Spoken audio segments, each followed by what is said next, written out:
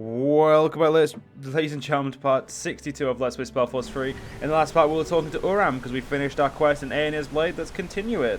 What about your plan to pay your mother's debts? Did that work out? Well, I thought so at first, but we'll get there. What was it like to work with the Sand Prowlers? Well, if you were hoping for stories of sex, adventure, and intrigue, I have to disappoint you. Most of it was nasty stuff. Fighting in wars which you knew were wrong. Beating up people who were practically helpless. But then again, the Chilean Guard was no better than that. It was a case of pick your poison. Was that Sand Prowler mage also who introduced you to demonology? What? No. She was a mediocre mage at best. The most powerful thing she could do was lighting someone's hair on fire.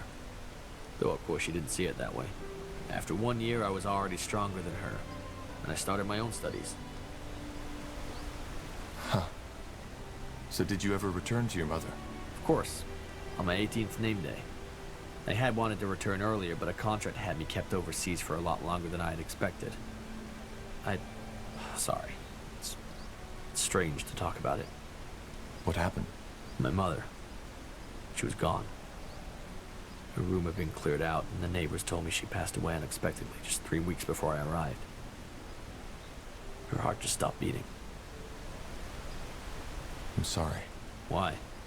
It was a natural death. She was old when she gave birth to me, and the life on the Chilean streets isn't forgiving.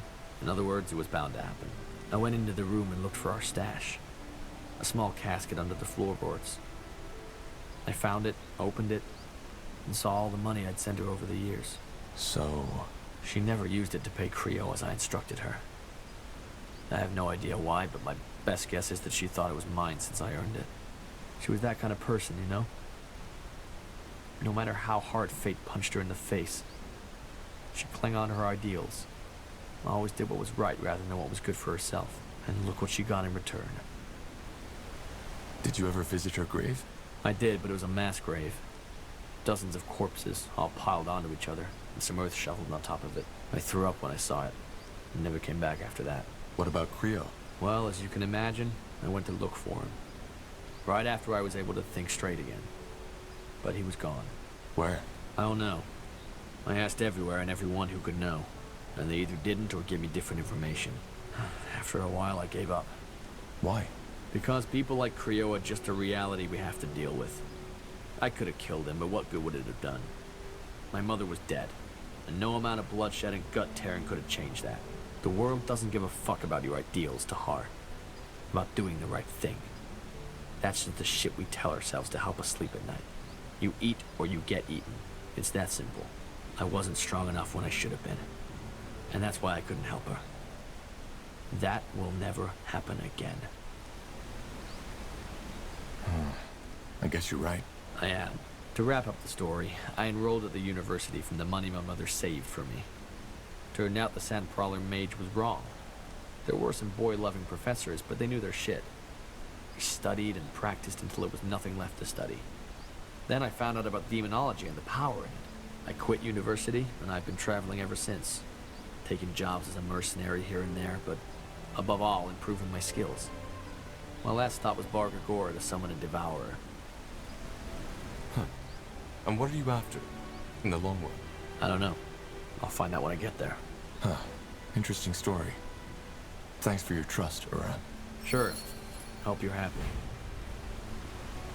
Huh. So, Uram has access to his new skill. Call of the Elders. Summon a more powerful demon to aid you on the... Well then!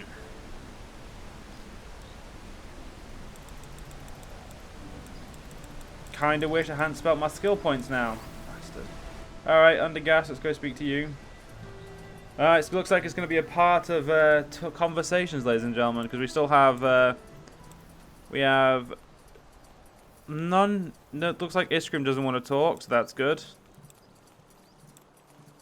We do not need to talk to them. Yeah, it's just a thing. I just undergassed and we should be fine.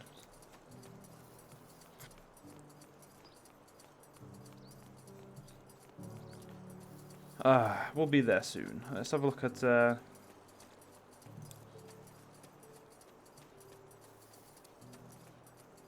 Oh, that's pretty cool.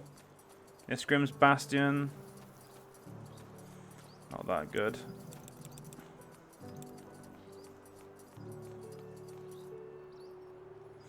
That's pretty good. Oh shit, went a bit far. Yes, what is it? Back when we met, you told me about an internal disagreement, which led to many of the guild's mages leaving. What exactly happened? Why do you want to know? No particular reason. I'm simply curious. I see. Well, simply put, the guild had two leaders until half a year ago, me and Lena. Lena and a lot of the other mages felt that they could uphold their neutrality no longer without sacrificing their integrity. You're talking about the persecution of mages? Yes, I am. As Lena said, they are crucifying us, burning us alive, putting masks on our heads that destroy our minds. If there's something wrong with the world, it's people who keep their heads down because they are afraid to stand in for what's right. Sounds like she was an idealist. I suppose you could call her that, yes. However, her stance conflicted with everything the Creators Guild stands for. We preserve knowledge, push forward the boundaries of magic. We do not involve ourselves in power games and politics. Figuratively speaking, a fisher will never be a good military commander, just like a mage will never be a good politician. So where did Lena and the other mages go? I do not know. They left to fight the purity and save mages, but I have not seen them ever since. Could you tell me more about Lena? What was her position in the guild? She was the guild's treasure master. Other than that, I do not know what to tell you. She was quite young when she joined the guild, not even 24 winters old, and immensely talented. When it came to mentalism, her skills were unmatched. She was different than the others. She was better than the others. And I always saw a spark of genius in her eyes. And yes, I do know that most people would call that attraction. But it was just a fraction of what made our bond unique. Well, I understand the conflict. Well, you are an empathetic man, so I would have been surprised if you did not. But these events lie in the past. There is no point in discussing them any further, though I had certainly hoped for a different outcome. You seem bitter. As I said, I had hoped for a different outcome. Could you tell me more about the woman who initiated the split? Lena, what was your relationship? I would rather not talk about it. Please understand. Of course. But if you ever want to talk about it... I will tell you. Where did you grow up? You don't look Nortandian. I do not, that is correct. I grew up in Imperia. Imperia? That's a long way from here. I know, but I hardly have any memories. My parents fled from the Civil War and set over to Northander when I was only 4 years old. So you were refugees? Yes, much like many Nortandians are now. We lived in the Utran lands, and my parents are still there. What's it like to live in Northander as an Empyrean? Well, it was my impression that Utran people are by nature a lot more skeptical towards outsiders than, for example, the citizens of Everlight. All in all, however, I cannot complain. Both my father and my mother found work quite quickly, and thanks to my occupation as first scholar of the Creators Guild, they now live a quite comfortable life. And when did you discover your magic? At a very early age. I believe I was 7 at that time. I must have had an outbreak, but I can hardly remember any of it. All I know is that my mother's employer, who was a mage himself, immediately took me in. I went to Everlight when I was 10, and did not leave there ever since. Until now. Interesting. You're the first Empyrean I've met. I am not surprised. I've noticed that you use both white and black magic in combat. I've never seen anyone do that before. Don't the two schools exclude each other? Normally, yes. The essence of white and of black magic deeply oppose each other. Trying to combine both of them usually has a similar effect on a mage's mind as adding water onto a patch of burning oil. I, however, never had that problem. The first time I found out was at the Arcane University in Greyfell, where I studied. The white magic spell I had cast on a rabbit to heal his wounded paw accidentally killed it. I was very young at that time, and I knew my professor would be upset if he found out, so I channeled my energy on undoing what I had done. As a result, I created an undead rabbit. It immediately went feral, and I put it back to sleep. But rather than feeling the terrible headache that had been described to us as an effect of combining these two schools, I felt a slight sense of, well, exhilaration. I secretly continued these experiments during my studies, and found out that whatever it is that causes this mental discord among normal mages did not affect me. Do you have an explanation for this? No, I do not. Maybe it has to do with the way my mind is structured, or maybe it is a simple coincidence. Huh. Well, that's odd. Goodbye. Alright, let's continue with the fucking main quest where we've got to put these bloody stones in. Get all this badass conversation. Figure out what the fuck we're doing next, ladies and gentlemen. So we've got a lot of shit to do.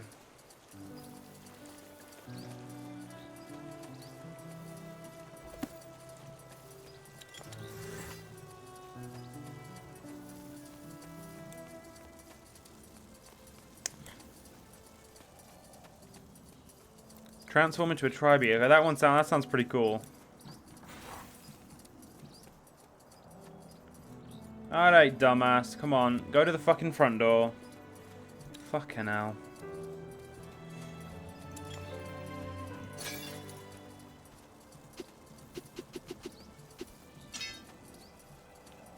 God, that dagger looks so bad. I really am not a fan of the daggers in this game. Got it. Yeah, I really just... Ugh. Very ugly indeed.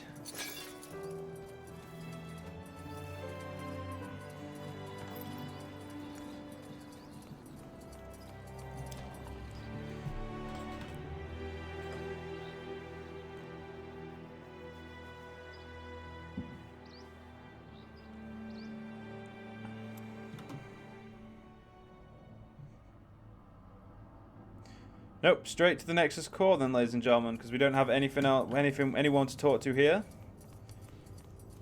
We do have the bright ass fucking lights, which I mention every single time, but they still hurt to walk past.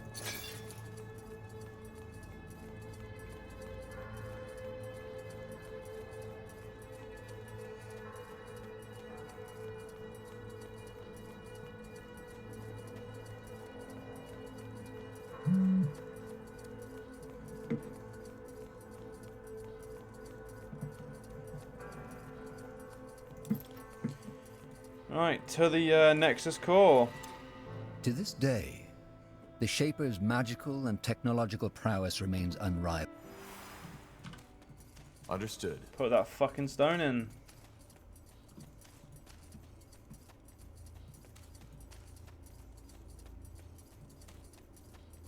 Let's see.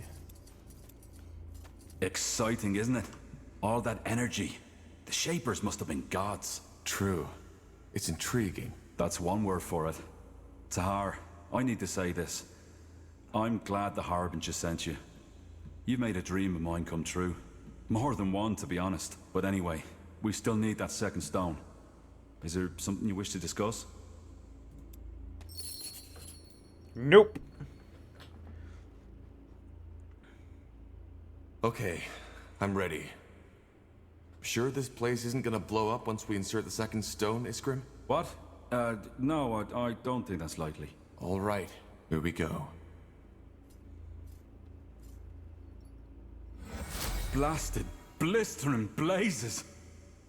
I don't know what to say.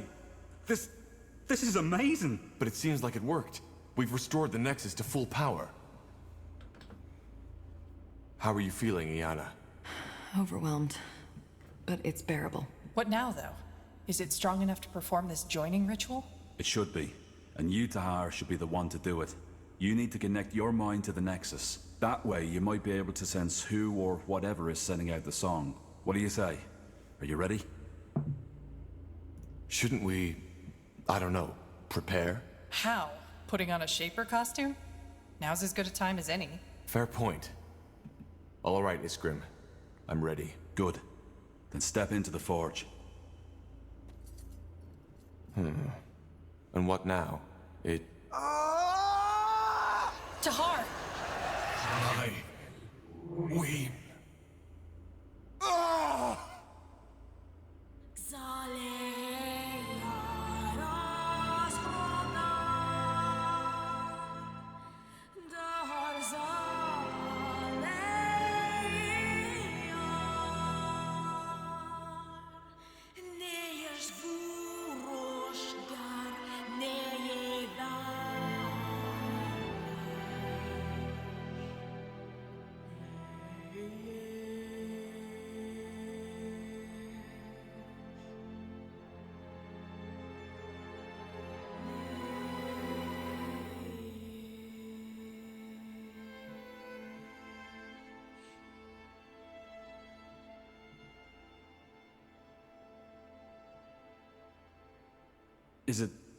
Is it over? Yes, I think so. By the Guardians, that was...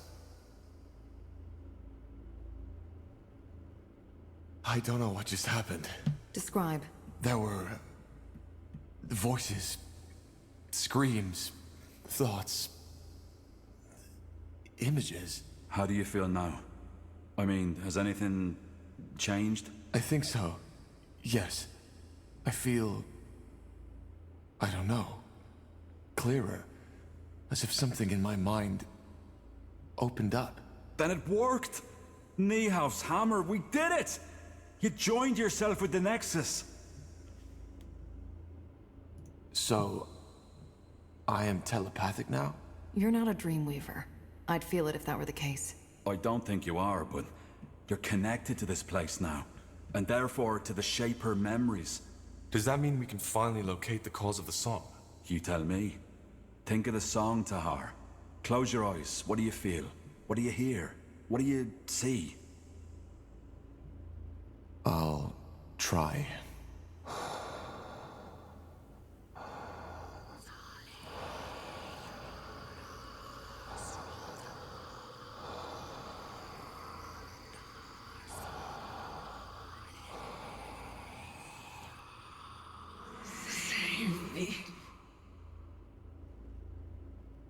A failure. That's what you are. No. That's impossible. What is it? My father. I heard his voice. Your father? So you think he's behind this? I also heard the voice of a woman. She whispered something. A woman? Now this is, interesting. But I still don't understand. Do you really think your father is involved in the Bloodburn? I don't think so. There's more to it, but yes, my father is involved in this somehow. This is helpful, but it still does not tell us where to start searching. Think hard, Tahar. Is there anything else? Yes, there were sounds. Drips, crickets, flies, but... The eye. Your father's laboratory. Tiara's breath, of course. The eye? You mean the marshlands? Yes. My father had a laboratory there, in the old abandoned manor of House Waite. Nobody was allowed to follow him there, not even Rohan or I. Well, sounds like we have a lead. The Bloodburn and the Song of the White are somehow connected to your father in his laboratory. So it seems. Yes. Tahar, maybe... What? Never mind. It doesn't matter. Rohan, tell me. There's nothing to tell. Well, if you say so. I'll send a messenger to inform Lacaine as soon as possible. He'll want to be there. Let's get prepared.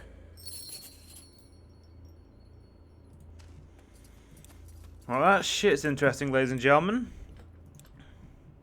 Very interesting indeed. But I'm going to end this part here, ladies and gentlemen, and the next part will continue on. I hope you guys enjoyed. See you guys next part. See you guys then.